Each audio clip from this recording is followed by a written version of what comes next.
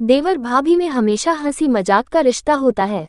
देवर भाभी को अपनी दोस्त, अपनी माँ के समान मानता है, इसलिए वह अपनी छोटी बड़ी बातें अपनी भाभी से शेयर करता है और भाभी भी अपने देवर की खूब चुटकी लेती है। लेकिन कई बार इस रिश्ते की सीमा को लांघ कर देवर भाभी की एक दूसरे से प्यार करने लगते हैं। कुछ ऐसा ही हुआ उत्तर प्रदेश के फतेहपुर के गाजीपुर में, जहां पर 26 साल की भाभी को 22 साल के देवर से प्यार हो गया। लेकिन ऐसा क्या हुआ कि दोनों को अपना प्यार बचाने के लिए सिर्फ मौत ही नजर आई। ये मामला है दिसंबर 2020 का, जब 26 साल की सुनीता की शादी निषाद परिवार के बड़े बेटे से हुई। शादी के बाद सुनीता का लगाव अपने 22 साल के देवर राममिलन निषाद से बहुत ज्यादा हो गया।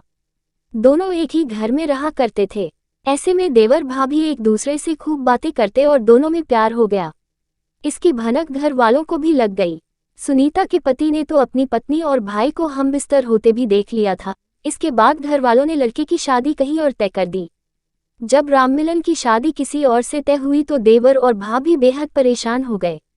राममिलन ने अपनी भाभी से कहा कि मैं तुम्हारे सिवा किसी और का नहीं हो सकता, और इसलिए दोनों ने कसम खाई कि जब हम एक दूसरे के नहीं हो सकते तो इस दुनिया को साथ में ही छोड़कर चले जाते हैं। इसके बाद राममिलन और सुनीता ने एक ही कमरे में बंद होकर छत से लटककर आत्महत्या कर ली। दोनों के लव स्टोरी का ऐसा अंजाम होगा ये किसी ने नहीं सोचा था। सुनीता के पति का कहना है कि मेरी पत्नी के मेरे भाई के साथ संबंध थे। इसकी जानकारी मुझे हो गई थी, इसलिए मैंने भाई की शादी कहीं और तय करवा दी।